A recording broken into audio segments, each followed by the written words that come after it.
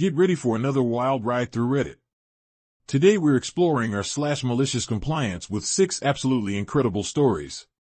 These posts had everyone talking, and I know you're going to love them. Hit like if you're excited. This story is titled Mystery Shopping Nonsense, posted by u/fraudlet80.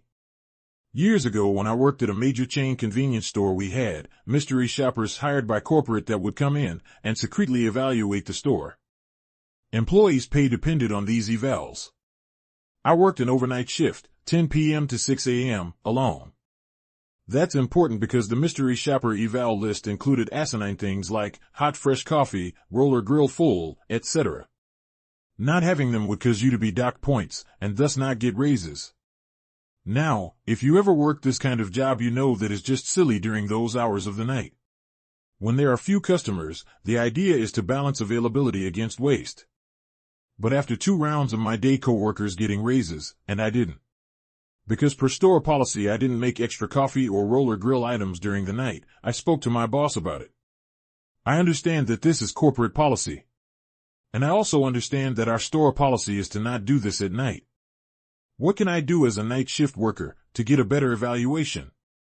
Something along those lines. Not adversarial or anything. The boss told me, just make sure you get full points on every line.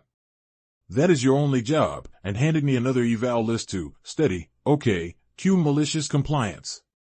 For the next couple weeks, I made sure to make fresh coffee, decaf, and regular roast at 10 p.m. when I got to work, and fully stocked the roller grill. Hot dogs, jalapeno sausage dogs, taquitos. And then at midnight, when exactly none of this stuff had actually sold, I closed the doors and went to stock the coolers. This took around an hour and is just something that's done on night shift. So, at 1 a.m. I would then toss all the roller grill items and pour the coffee down the drain and make 2 fresh pots and restock the grill and reopen the doors. And then at 4, I would dump it all and make fresh again because it had been there for 2 hours. The boss called me in and told me as long as I got 10s on all the other items, I would be getting my raise along with everyone else from then on. Just FFS, stop wasting $100 night of stuff that doesn't sell. No prob, boss, thanks. Too bad you didn't notice the issue until it cost your bottom line. Face with tears of joy. Please forgive typos, I try to check. But I have /fat fingers from a medical condition, and am using a small smartphone screen outside in the cold, humid weather in Texas. Person facepalming. This story is titled Sorry, No Returns, posted by u/BigBlockMustang. Our next story is equally fascinating. This happened about 17 to 18 years ago, when I was working as a partsman at a small store in Calgary, Alberta. I had a regular customer that drove me nuts. He would get ideas on what he wanted to do to modify his truck, buy some parts, and then return them when he got another idea on what he wanted to do instead. He was working on a mid-90s Ford F-150 4x4 and wanted to swap to an 8-lug setup for bigger brakes.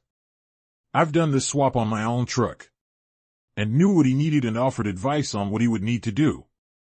But he's read online that it was as simple as just buying the parts from an F-250 and changing them over. I tried to explain to him why that wouldn't work, but he said to me that I was wrong. And he knew what he was doing and to just get him the parts that he asked for.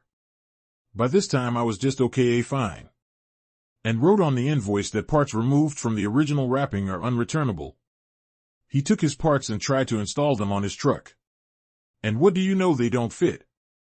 He tries to return them as usual, but this time they have been taken out of the boxes, and during the installation process been greased up and are quite dirty.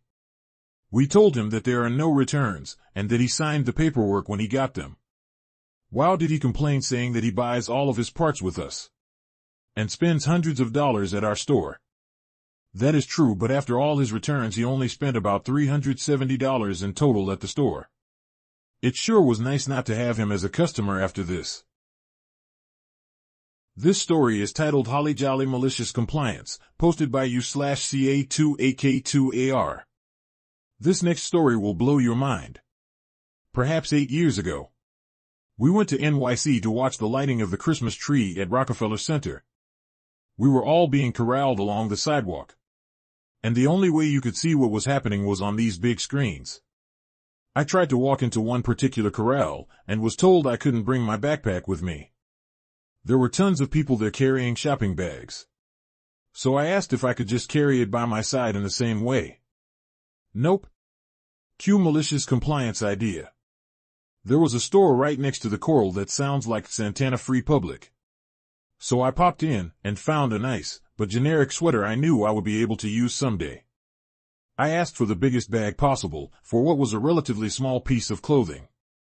Once outside, I slipped the sweater into my backpack, and my backpack into the shopping bag, and moseyed on into the corral. The view sucked, but the look on the corral monitor's face was golden. This story is titled White Marble Karen, posted by you/35mofrigret. This next story will blow your mind. I used to manage a condo in Queens, New York. M lived on the second floor, above a bank, and below an elderly woman who was quiet and stayed in bed all day. Since no one ever complained, management never had to enforce the rule that 80% of the floor must be covered with rugs, so M kept her white marble floors bare for years. When the elderly woman passed away and a young couple moved in, M started to bully them and filed a noise complaint in their first week, even though they weren't even fully moved in. The super even proved some of her complaints were made when the couple wasn't home. The couples had rugs on order which arrived within 2 weeks of the first complaint. They even invited M upstairs to show her, trying to calm things down. But M still demanded wall-to-wall carpet, which wasn't required. Since she kept complaining, I reminded the couple that the rule works both ways. If noise from M's floors bothered them, they could file a complaint too. They did. After 30 days with no change, M began getting $500 per month fines as listed in the building's bylaws until she complied. She held out until the fines piled up. In the end, M's marble floors were finally covered, and she paid $150 in fines. This story is titled No Ticket? No Problem, posted by you/Bukus. This next tale takes us in a completely different direction. This summer autumn I briefly moved from Florida to Alabama. While there, I learned that, at Enterprise, you cannot rent a car on a debit card with an out-of-state license. When I decided it was time to head back to Florida, I Googled and called other rental agencies to learn their policies regarding out-of-state licenses, and determined that Budget Avis would accept the combination. The closest Avis location to me was the airport. I wasn't sure where I was going to figuratively land once back in Florida. So I chose a municipal airport at which to drop the car off.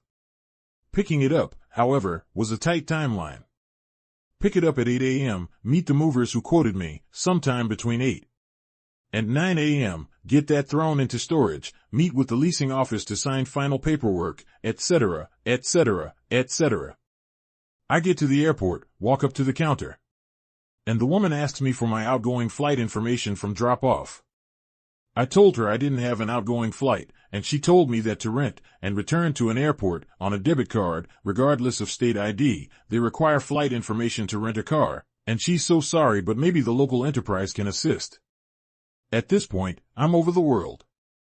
I've just reached the culmination of a high-stress week. I'm up and functional at least 4 hours before I normally am, third shift. And the only thing keeping me from making it through to the end is the lack of an airline ticket? Got it.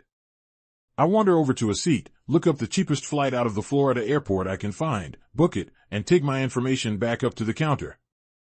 I walk up and say, "Seems to me this is the path of least resistance." She looks at me, looks at my flight information, looks back at me and exclaims, "Ma'am, I know you're not getting on that flight."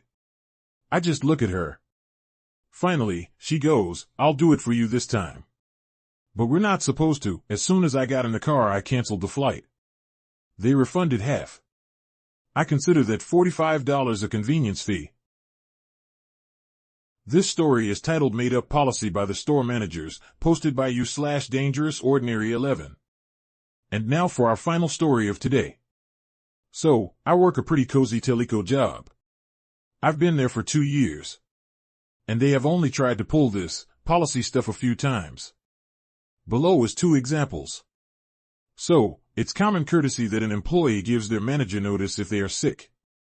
The only reason I say made-up policy is because the managers tried to enforce us to only get medical certificates in person since an online doctor couldn't properly assess your condition, so it's not valid apparently.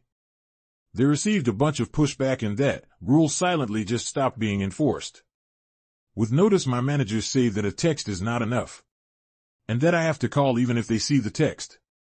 To clarify, I have one store manager and 2 assistant managers.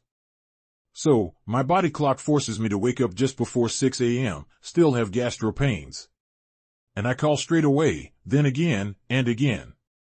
No answer, send a text saying I'll call again in an hour. I did this every time. They never pick up at 6 a.m. So, I stopped calling altogether and would just send a text around 6 a.m. along the lines of, "I'm not feeling well, please let me know you've seen this." I'll call before 8 if not. 2 of the managers found that fine since they had experienced my 3x calls at 6 a.m. The 3rd manager recently sent me a message around 9 a.m., texted that I was sick. And he responded saying, "Get well soon." Moving forward, I expect a phone call for every time you call in sick as that is the correct process and has been expressed to the entire team Oswell. It is an expectation, not an option, so the next day I'm still sick. I wake up at 5 a.m., I particularly do not like this manager, call X5. Then, send the text, "I'll call again in an hour, I'm still not feeling well."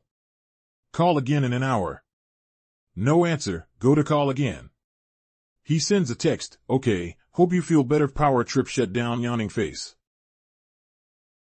That wraps up today's incredible Reddit stories compilation. If you enjoyed these amazing tales, hit like and subscribe for more daily content. What was your favorite story? Let me know in the comments. Thanks for watching.